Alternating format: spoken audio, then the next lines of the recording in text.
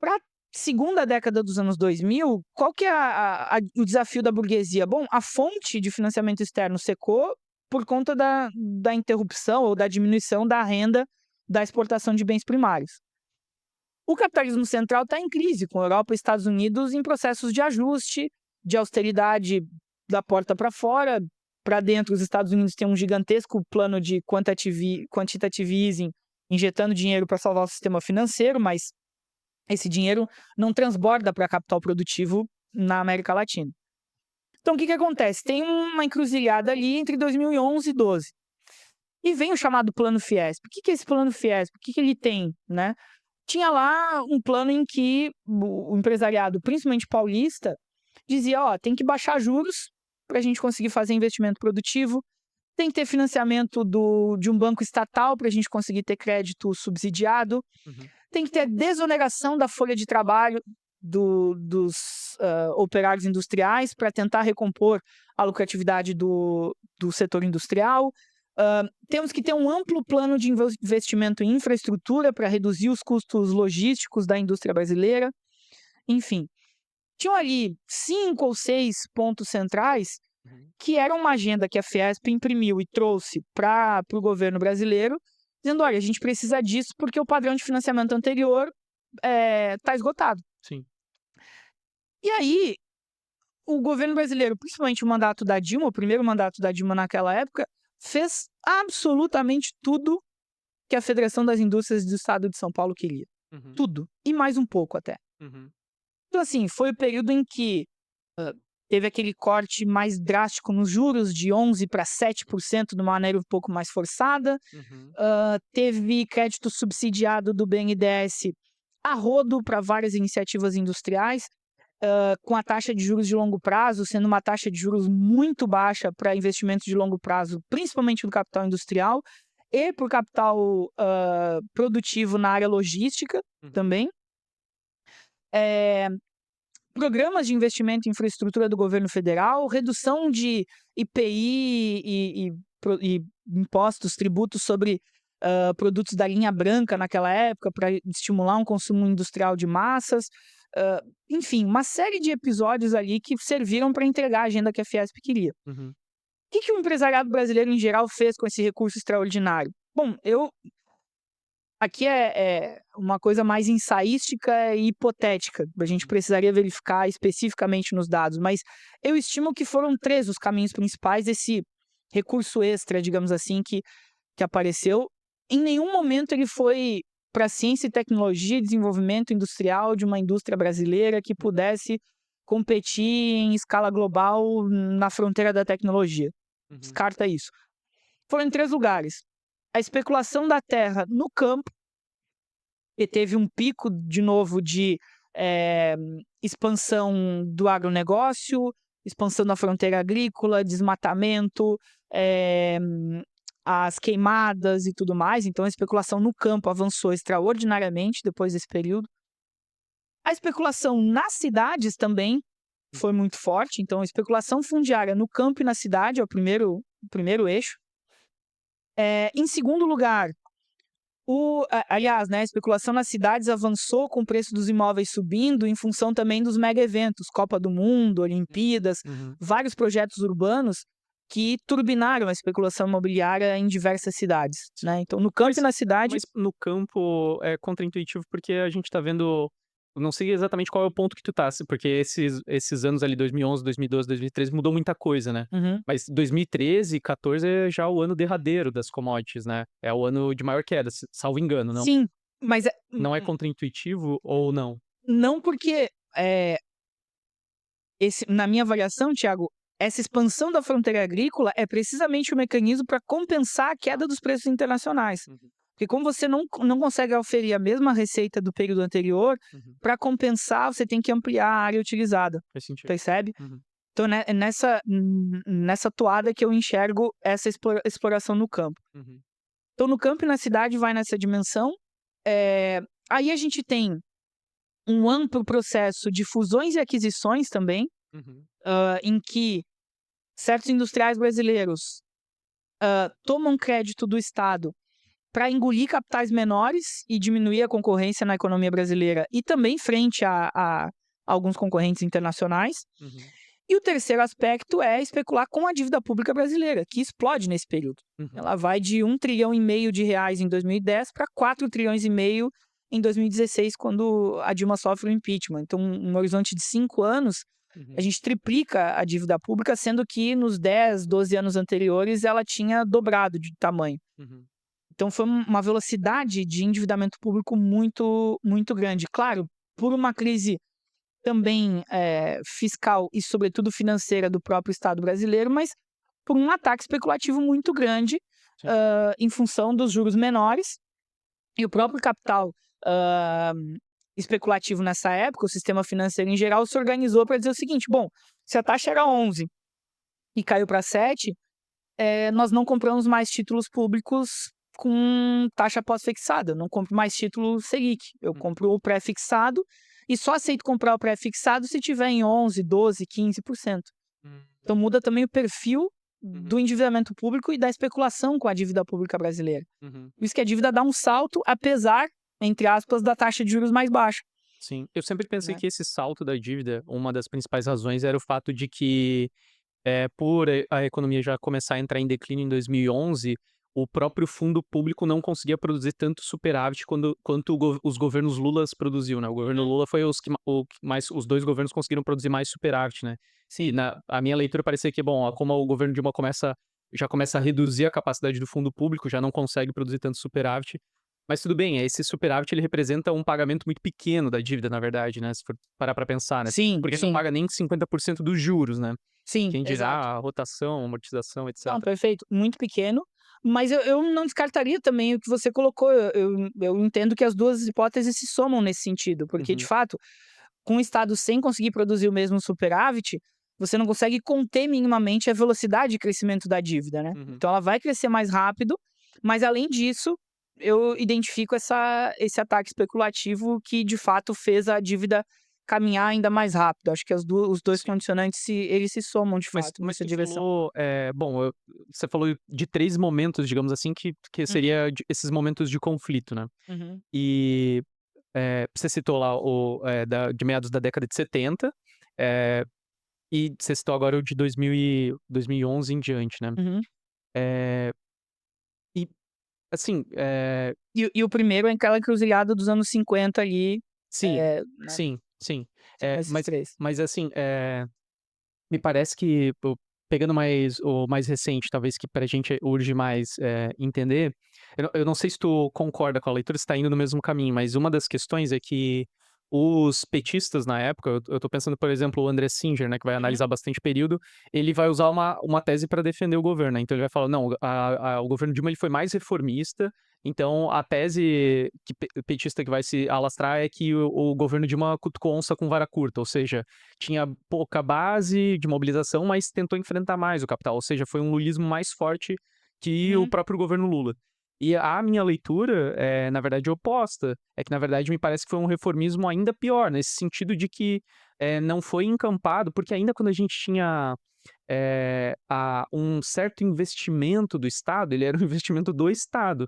No governo Dilma já passou muito mais para o setor privado, né. uhum, Tanto é que eu acho, se eu não me engano, na época tinha um pouco esse discurso: "Não, o Estado já cumpriu muito o papel, agora é a vez da iniciativa privada cumprir o papel". E aí a grande lógica que entrou, e eu acho que nisso os keynesianos concordam com a gente, é que na verdade isso tudo foi meio que em vão, né, foi tipo, abriu o fundo público, abriu a torneira do fundo público e muito, né, porque a isenção da folha de pagamento, por exemplo, corroeu muito, né, a uhum, capacidade de arrecadação, e tudo isso foi em vão porque não revestiu em ampliação do capital fixo, uhum. de ampliação do investimento, porque seria contraintuitivo do ponto de vista do capital aumentar a ampliação, se ele sabia que o contexto internacional é de crise. Então se o contexto é de crise, já Claro. vai aumentar o investimento, não vai, comprar mais fábricas, aumentar o parque tecnológico, aumentar a contratação de trabalhadores. Então essa vazão do fundo público do governo Dilma, na verdade ele, você elencou ali umas 3 possibilidades do que ocorreu com esse excedente que a indústria ganhou, com que o capital ganhou, mas Uhum, não se revestiu numa aplicação do investimento. uhum. Ou seja, parecia que era uma política anticíclica, mas no fim ela não foi anticíclica. Não sei como é que você Sim. lê isso. Não, eu leio exatamente dessa maneira, Thiago, porque, o movimento aparentemente foi anticíclico, E o André Singer lá nos Caminhos do Lulismo, né, ele fala sobre esse processo, né, que a Dilma teria e aí eu acho que a versão petista, né, do que acontece em 2016 acaba sendo essa, de que o Partido dos Trabalhadores saiu do poder por conta dos seus méritos, Uhum. porque tinham mais pobres na universidade, tinha mais gente comprando carro, porque tinha mais gente pobre andando de Do avião, avião, é. sabe, toda O aquela Gessé de Souza usou muito essa narrativa meio tosca, né, que foi a classe média, o ódio da classe média que motivou o golpe, né. exato. Como se a classe média fosse o principal agente, inclusive não a burguesia, não a classe dominante, né. Perfeito, perfeito. Assim, essa explicação totalmente superficial e vulgar, ela não se sustenta em 10 segundos de contra-argumentos, porque se você observa, por exemplo, que tinham mais pobres frequentando os aeroportos, nunca se tinha vendido tanto jatinho particular, por exemplo. Uhum. E quem é realmente orgânico da burguesia brasileira tem uma pista particular para descer na sua Sim. fazenda, não tá no aeroporto. Esse sujeito, da onde que ele vai, sabe, Uhum. vai ter alguma contestação? Então, o pobre que tá na universidade, o filho do rico ou vai estar numa universidade premium, paga, né, super valorizada, ou vai estudar fora, Sim. e também convenhamos, nas universidades públicas, a esmagadora maioria das vagas em que os pobres, as pessoas com condições socioeconômicas mais vulneráveis entraram, são todos cursos de menos prestígio na universidade, via de Sim, regra. sim. É, Não o são vestibular cursos, ele cumpre ele esse seleciona isso, sim. exatamente. Então, se não houve uma política de amplitude de acesso à universidade, que aí o fim do vestibular seria de fato uma política que aí poderia tocar em algum interesse, se isso está mantido, não faz cócegas na burguesia para ela se revoltar com uma ira e tal. Uhum. Minha leitura é: o Partido dos Trabalhadores em 2016 esgotou, eh, principalmente a velocidade das contrarreformas capitalistas que a burguesia necessitava para o Brasil, Uhum. naquele cenário de crise, Uhum. né. Então, eh, o eu lembro muito bem que, por exemplo, quando, a Dilma nomeia o Joaquim Levy para o segundo mandato, Uhum. ainda no final do primeiro, né, ela já anunciou para o mercado que Joaquim Levy seria o próximo ministro, e aí ele tinha uma série de compromissos com o mercado, acabou não conseguindo entregar tudo o que queria, e aí assume Nelson Barbosa como ministro da Fazenda em seguida. Eu lembro que o Nelson Barbosa assumiu e aí se dizia: "Não, Nelson Barbosa é mais desenvolvimentista, é um sujeito que vai ter mais interferência do Estado e tal, Uhum. tem mais a cara da Dilma e tudo mais". Primeira coletiva dele, ele diz que em até 6 meses precisa fazer uma reforma da previdência, Uhum. porque as contas da previdência não fecham e tudo mais. Só que aí, para o PT fazer uma reforma de previdência, ele ia marcar 130 reuniões com associações de aposentados, Hum. ia falar com o MST, Hum. e a burguesia não tinha tempo de fazer todo esse cicerone para depois ir lá e empurrar uma reforma. Eles precisavam que esse processo fosse muito mais célere. Uhum. E para empurrar a goela abaixo, ninguém melhor do que um orgânico representante da burguesia como Michel Temer Uhum. para cumprir essa função. E seguir cumprindo na república, né, porque ele vai, assume no lugar da Dilma, depois socorre o Bolsonaro, e agora no meio de uma crise de república, aparece ele, Paulinho da Força e Aécio Neves para costurar um grande acordo nacional, Hum. para ver se vai fazer dosimetria de quem tentou dar um golpe em 8 de janeiro. Sim. Então quer dizer, o sujeito ele reaparece para botar panos quentes e sustentar a estabilidade da república burguesa. Sim. Ele Sim. cumpriu essa função em 16, cumpriu em 21, entre Sim. 21 e 22, e voltou a cumprir agora, Sim. Eu acho que a né. leitura do Plininho, se eu não me engano, que diz que o que estava na mesa era meio que isso, né, não havia divergência se teria as contrarreformas, mas tinha divergência em qual seria o ritmo das contrarreformas, né. Perfeito. Porque uma das questões que inclusive fica, porque é um pouco essa leitura que me incomoda, de que coloca tudo na conta, no sentido de que o golpe, ele foi um golpe, especialmente se a gente for pensar a destituição da Dilma, ele foi principalmente um golpe contra a classe trabalhadora, muito mais do que um golpe contra o Partido dos Trabalhadores, até porque o Partido dos Trabalhadores está aí, muito bem obrigado, os principais quadros do partido estão aí, muito bem obrigado. Mas foi um duro golpe da classe trabalhadora nesse sentido, de conseguiu acelerar as contrarreformas. Mas um pouco da leitura petista é no sentido de colocar a culpa, tudo nasceu depois do golpe, então tudo que vem de mal é pós-golpe e até então a gente estava muito bem obrigado. E o motivo era que cutucou a onça com vara curta. E essa é uma das características. a reforma da Previdência, a reforma trabalhista, já estava sendo ensaiado, eu acho que desde final de 2014, se eu não me engano, tem 2 MPs do governo Sim, Dilma, que seriam uma mini reforma trabalhista e uma mini reforma previdenciária, né. Então, na verdade, uma parte já estava se desenhando, né. exato. Eu estava falando que fiz a pesquisa sobre o orçamento das universidades, a partir da EC 95, 2016, mas sobretudo com vigência em 2017, a gente tem um declínio, feroz do orçamento das universidades, mas o primeiro declínio já começa em 2011. 2011 a gente já tem declínio negativo, na cifra de investimento das universidades. Uhum. 2014, 2015 a gente tem o corte que em termos de relativos e absoluto é o pior corte, na verdade. O pior corte em termos abruptos aconteceu de 2014 para 2015, foi os piores cortes. E claro, depois da EC 95 ficou ainda pior. Mas, Sim. não começou, não nasceu, pós governo Temer, né. Então, tem um pouco essa contradição, que a gente tem que se debater no nosso campo de fazer a contraposição da leitura petista e Não, parece que esse é um dos pontos, né. eu tô de pleno acordo com você, Thiago, e parece algo meio bíblico, né, Uhum. porque vivíamos no Éden até que, alguém comeu a maçã e aí Eu faço a o referência inferno se bíblica, mas impôs eu aqui. faço a referência da crucificação de Jesus, né.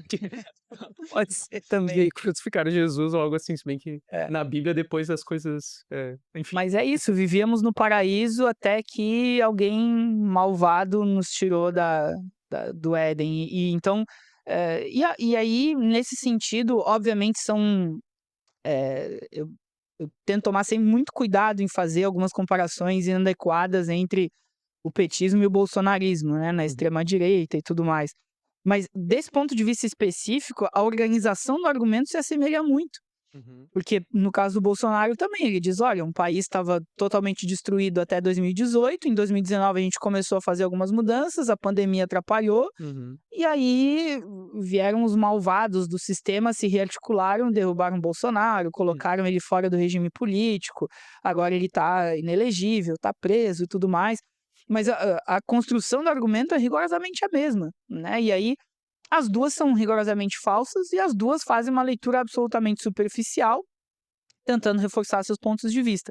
E acho que uma função, né, que é nossa aqui, que a gente pode cumprir nessas conversas, em vários outros espaços de disputa, é convidar quem está nos acompanhando também a sempre tentar olhar esses elementos mais, estruturais, fundamentais, de classe, de processos históricos. Eu, por exemplo, a gente, indo falar da Venezuela daqui a pouco, eu sempre tentei fazer o estudo, eh, pela própria formação marxista, fazer os estudos dos processos históricos a partir dos ciclos do sistema capitalista, e não a partir de ciclos de governo. uhum. Porque os ciclos de governo, eles não necessariamente vão nos dar a dimensão exata do que está acontecendo em todo o entorno, Sim. né. Então, se você pega ali, o próprio governo Lula, ele até 2007, 2008, ele tem um perfil. Uhum. Depois dali para frente, ele já assume outro. Sim, Porque a crise de 2008 é a grande clivagem, na minha avaliação, sim. do regime. O próprio governo Chaves, ele tem uma linha de organização até um período, depois ele muda, e aí depois tem a crise do petróleo entre 2008 e 2011, tem um baque muito forte na economia venezuelana antes da chegada ao poder do Hum, Maduro. Então, se a gente muda a forma de análise, isso nos permite, na minha avaliação, muito mais sobriedade uhum. sobre os fatos, e fazer com que a leitura política ela possa ser um pouquinho mais qualificada, porque a Sim, partir disso a gente consegue ter mais racionalidade sim, para preparar novos processos históricos. Para que, sim, por exemplo, um processo de superação do sistema capitalista que vai acontecer futuramente, ele seja um processo que não dependa de uma, duas ou três figuras políticas especificamente. Quanto mais a gente conseguir pedagogicamente trabalhar a ideia de que os processos históricos não podem depender de figuras especificamente, tanto melhor é para que nós consigamos sim, manter a perenidade desses processos, né? Ao invés de, por exemplo, lamentar aqui uma morte prematura do Chávez e achar que ele talvez estivesse imune a essas investidas dos Estados Unidos agora em 2026. sim, Nada nos sim, garante isso se a gente depende essencialmente da figura, sim. né. Tem uma questão que, pra gente, por exemplo, a questão dos quadros, ela é muito importante. Tem uma água aqui. Obrigado. Mas, o que eu ia comentar é que o Gramsci fala que a gente tem que ter muito cuidado na análise de conjuntura, quando a gente tá analisando a história, na verdade, não só a conjuntura, a estrutura, Porque se a gente não tá olhando bem, a gente fica na superfície do fenômeno. E se a gente tá na superfície do fenômeno, a gente tá especialmente olhando só para aquele que tá mais na visão do que tá acontecendo, mais Uhum. na frente. Então, se a gente olha só na superfície, a gente vai olhar Lula, vai olhar os outros representantes da política, né? Mas não vai ver o que tá por trás, por que o governo tá fazendo isso, ou por que tá fazendo aquele outro, etc. E parece que o Gramsci dava o tom muito interessante para pensar justamente isso. Quando a gente vai analisar uma conjuntura num espectro de tempo mais largo, talvez a divisão de governo não é exatamente a melhor medida, porque as mudanças, na verdade, podem acontecer inclusive durante um governo, nada impede. É, e uma das questões interessantes é que um dos debates que pegou muito sobre a reeleição do Lula, agora quando ia entrar no terceiro governo, é sobre qual que seria a característica do lulismo nesse período, né? Eu sei que a gente entrou bastante nos debates sobre o Brasil antes da Venezuela, mas agora que você já tocou no assunto, eu vou só comentar mais esse, daí depois a gente pode discutir Venezuela. Mas uma das características era de pensar que, bom, agora volta o Lula, então volta o lulismo. Eu não sei como é que tu avalia isso, mas a minha leitura é de que hoje a gente tem um governo Lula sem lulismo, na verdade. E que o lulismo, ele representa muito mais uma repactuação, que representou muito mais uma situação do começo do século XXI no Brasil, aquela situação de boom das commodities, etc., Uhum. que meio que foi uma pequena atualização, um pequeno apêndice do que já era o consenso macroeconômico, o plano real já na segunda metade da década de 90. Então, o lulismo ele diz respeito muito mais do que um agente, do que um governo, do que uma pessoa, do que o Lula. Ele representava mais uma situação conjuntural do momento histórico do país. E essa situação que se esgotou, e portanto, se essa situação se esgotou, a função que o Estado ou o governo cumpria se esgota. Não à Uhum. toa, a capacidade do fundo público de fazer o que a gente chama vulgarmente de conciliação, ela se esgota. E a capacidade do governo de fazer algum grau de conciliação se esgota. Tanto é que você começou a relatar lá. Bom, a gente hoje parece que tem índices econômicos fantásticos, o desemprego está lá embaixo, parece que tá aumentando o poder de compra, parece que a inflação está controlada, mas isso não parece estar representado na população. A população brasileira, em geral, está bastante infeliz, está numa situação bastante precária.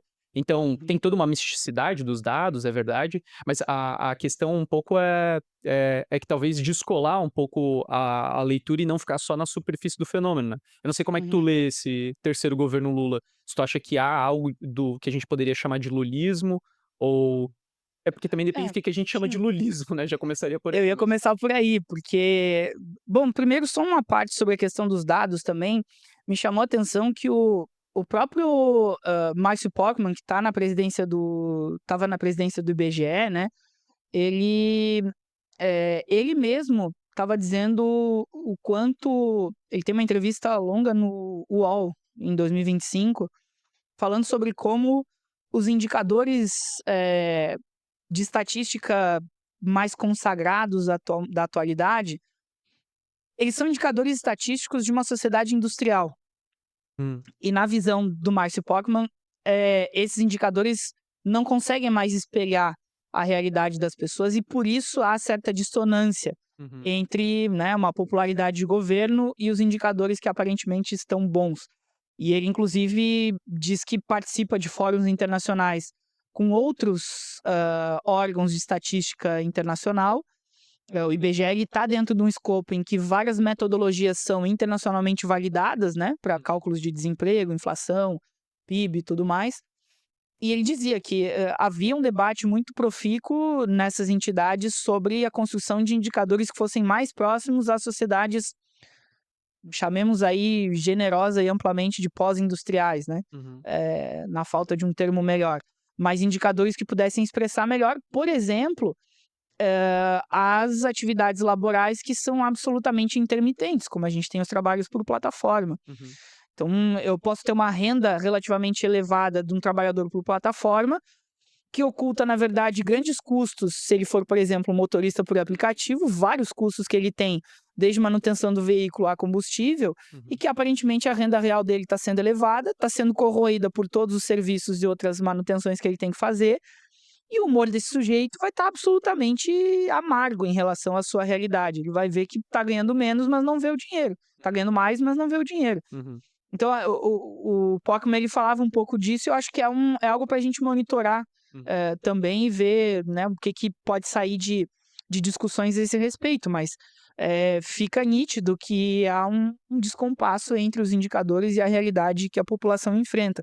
Alguns Fora o indicador sobre desemprego, né, que é bem polêmico, porque claro, o que ele tá considerando como população desempregada ou exército industrial de reserva pra gente, né. Pra gente exército industrial de reserva vai muito além daquilo que o IBGE tá registrando como ocupação exato, desempregada, né, ou desocupada, exato. né. Pega um lumpenproletariado junto, por exemplo, hã, não vamos considerar o trabalho intermitente como alguém que está livre do desemprego, a diferença entre formalidade e informalidade é gigantesca.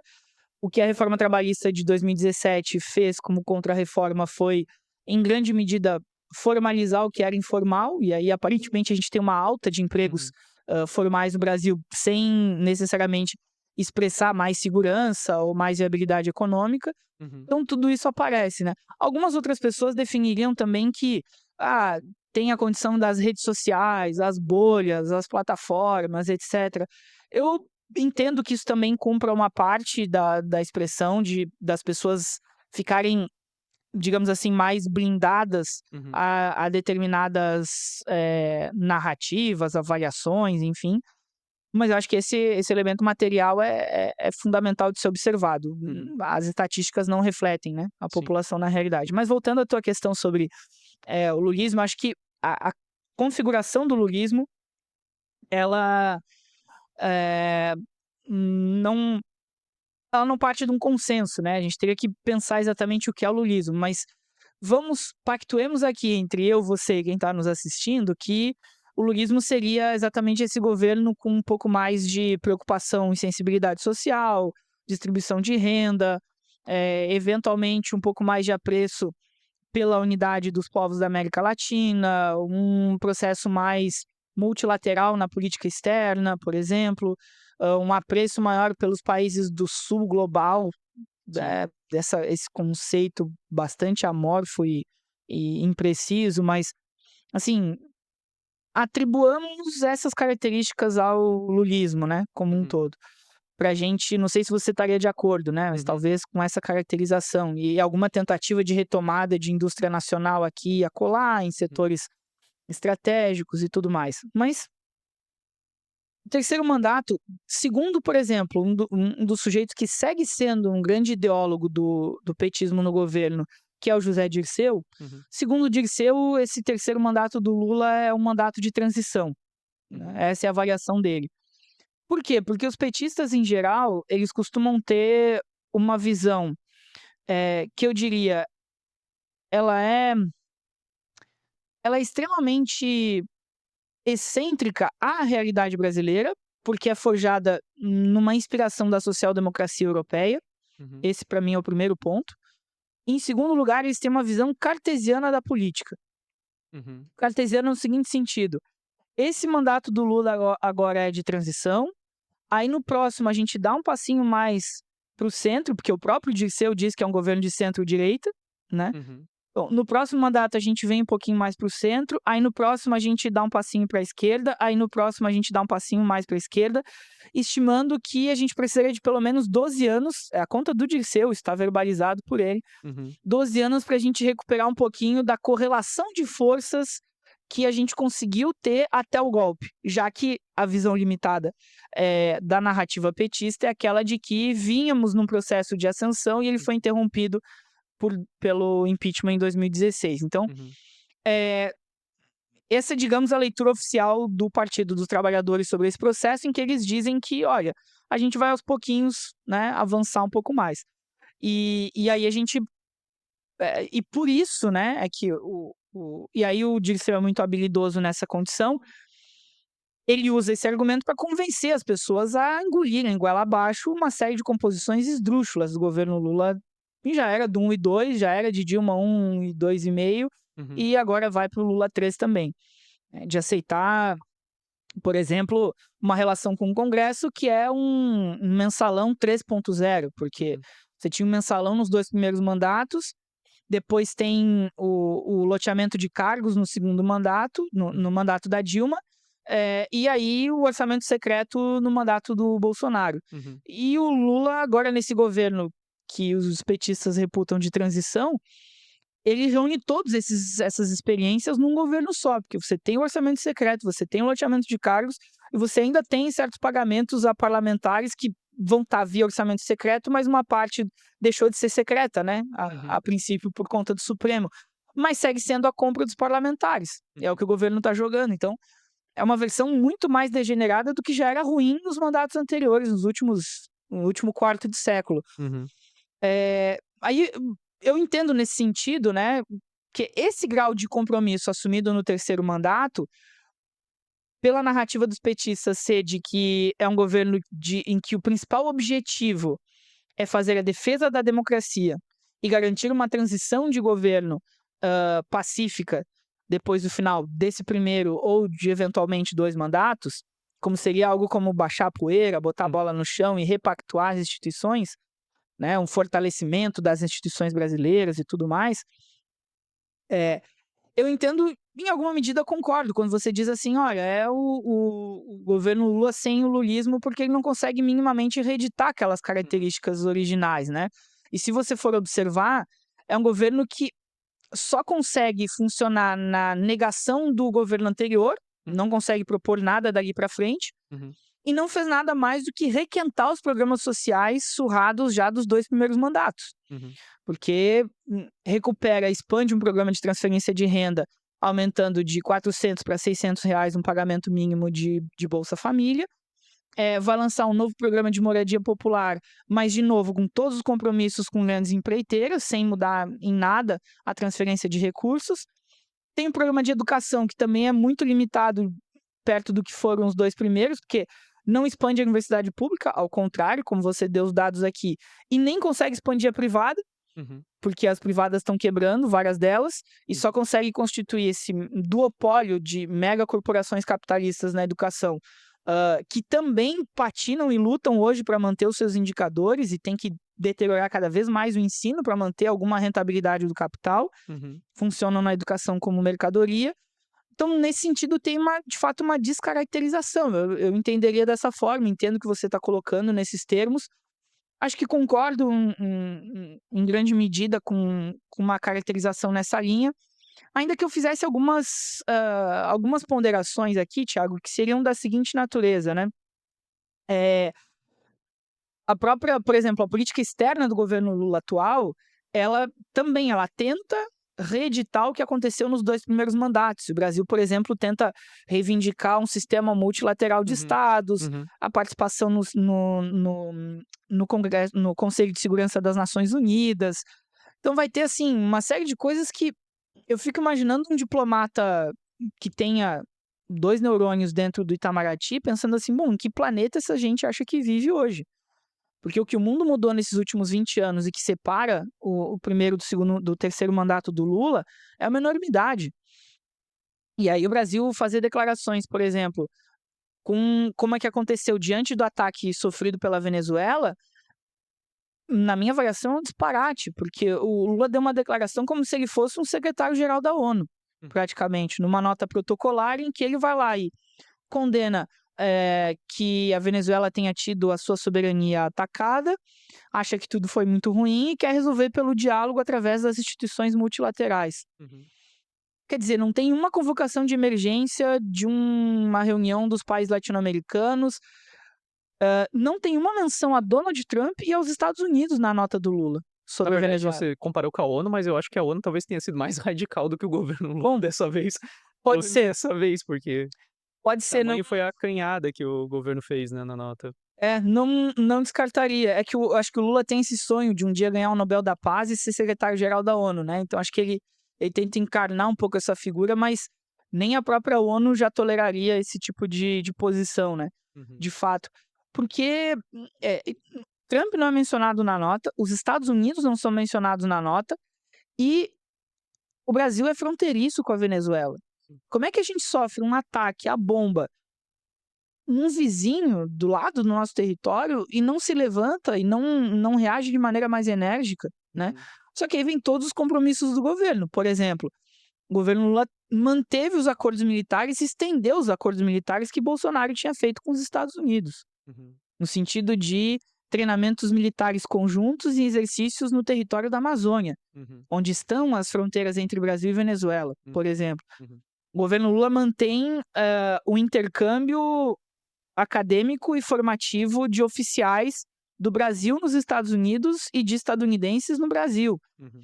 dentro de uma linha de segurança hemisférica, todas as expressões surradas de uma linha de interpretação em que, para os latino-americanos, o inimigo é interno, em grande medida, dos militares. Em terceiro lugar, os compromissos de cooperação técnica e tecnológica, de troca de aparatos militares entre Brasil e Estados Unidos. Então, a gente compra, muitas vezes, a sucata dos Estados Unidos, o que eles dispensam lá, o que está obsoleto para as forças armadas deles, a gente absorve aqui, estrutura as nossas forças armadas de maneira absolutamente retardatária. Sim. Então, só que isso foi construído pelo Brasil ao longo de algumas décadas. Nós nos colocamos nessa situação de não poder reagir de uma maneira mais enérgica. E, obviamente, né, Tiago, a gente não pode alimentar ilusões e querer cobrar do governo Lula algo que ele nunca se propôs a dar. Sim. Né? O governo Lula assumiu uma retórica nacionalista e anti-imperialista no ano passado durante o tarifaço, de maneira retórica, porque na hora de resolver de fato, ele não fez uma expropriação das empresas dos Estados Unidos aqui, por exemplo, e não estaria no horizonte, o governo Lula nunca discutiu isso, que seria uma medida aí de fato anti-imperialista, Uhum. né? O que ele faz? Ele confia de maneira muito arrogante, ele confia na sua própria capacidade de negociação e acha que, como encantador de serpentes, em 49 segundos ele convenceu o Trump nos corredores da ONU de que tinha que tirar as tarifas do Brasil. Tanto isso não é verdade, ou tanto isso é insustentável, que nós colhemos no final de 2025 uma sobretaxa agora vinda da China.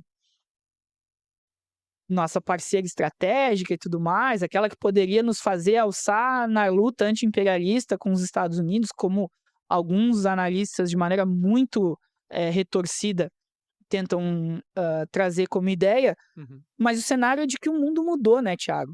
Então a gente vai sofrer tarifaço dos Estados Unidos, vai sofrer tarifaço dos chineses também, e fecha um acordo com a União Europeia, mas exatamente para eles nos pegarem na curva, a gente vai tomar uma ré gigantesca nisso também, e outros parceiros, a Argentina nos tarifa, eventualmente Turquia, Rússia, Irã podem fazê-lo. Certamente no acordo entre Mercosul e União Europeia, por exemplo, França, Polônia, a Ucrânia é muito combalida, mas também foram países, e parte da Hungria, foram países, a Hungria, né, mas uma fração mais agrícola, foram os países que se levantaram contra o acordo. E a França contava, inclusive, com o apoio da Itália, que acabou de última hora cedendo, e por isso que o acordo saiu, né? Foi fechado. Agora, nessa composição, certamente os franceses, por exemplo, vão colocar 1 zilhão de exigências para importar produtos agrícolas brasileiros, para que, objetivamente, a barreira que já existia do ponto de vista tarifário e já existia do ponto de vista não tarifário, seja ainda mais reforçada do ponto de vista não tarifário. A gente já viu, por exemplo, que esses últimos anos, na linha do seu raciocínio de Lula sem lulismo no terceiro mandato, o governo brasileiro conseguiu abrindo a porteira à liberação indiscriminada de agrotóxicos. O Congresso brasileiro, entre 23, 24 e 25, liberou a rodo dezenas de agrotóxicos que não são permitidos, por exemplo, na Europa. Certamente a França está com essa carta na manga para dizer, olha, a gente tem um acordo, eu queria muito comprar de vocês, mas lamento, vocês usam certas coisas aí que aqui a gente não pode consumir. E que não raras vezes são produzidos por multinacionais europeias, que não usam lá e despejam aqui. Né? Então, mais algumas frações aqui do imperialismo, do quanto o mundo mudou e de como nesse terceiro mandato a gente tem... se a gente quiser ser generoso com os 2 primeiros mandatos e entender que diante de uma circunstância especial houve, de maneira relativa, um ou outro avanço na sociedade brasileira, a gente pode sim dizer, nesse terceiro mandato, Lula sem as características clássicas daquele lulismo dos 2 primeiros, porque o mundo é radicalmente diferente, né? Sim. A gente tá vivendo, isso é sempre uma marca nas análises de conjuntura, eu acho, do nosso campo, né, eu acho que a despeito das divergências, a gente tem talvez uma grande concordância, porque, na verdade é liberar a obviedade, que desde ali do finalzinho dos anos 70, a gente, na verdade, está num declínio profundo, né? No Uhum. sentido de que não só para nós da América Latina teve uma sequência de ditaduras militares ou de intervenções estrangeiras, não necessariamente só por via da ditadura militar, mas sobretudo. É, é um momento em que já a gente, os países de tipo A, como dizia a Vânia, né, que beliscaram alguma coisa ali do desenvolvimento industrial, já estão começando a entrar em declínio, justamente por exemplo, abrir as porteiras do capital internacional, etc. Eh, mas também pelo fato de que dali em diante a gente tem pouco movimento revolucionário e pior, porque, bom, se for pegar a última revolução, a gente vai ter a de Nicarágua, a Revolução Sandinista em Uhum. 79, né? E Uhum. dali em diante não acontece basicamente mais nada, salvo levantes que não conseguem levar nada adiante, né? Se eu não tô enganado, se não me falha a memória. E pra piorar, final do 80 para 90, daí é o fim do bloco soviético, né, então queda do Muro de Berlim, etcétera. E tudo isso vai, trazer um impacto pra gente em diversos países, né, mas basicamente no mundo Uhum. inteiro sofreu esse impacto. Inclusive a gente vê a tendência daí de organizações, sindicatos, partidos indo mais à direita, né, então tirando a pauta socialista, o próprio PT é uma expressão disso, né, se ele tinha algum elemento de radicalidade no começo dos anos 80, isso já começa a se perder no final dos anos 80 mesmo, começo dos anos 90 então nem se fala. Então a gente vê um movimento em que a gente está muito desarticulado internacionalmente e também nacionalmente, que a gente perde certa radicalidade, e entra a crise e entra então o imperialismo em crise, com a gente, Desarmado, né? desarmado, né.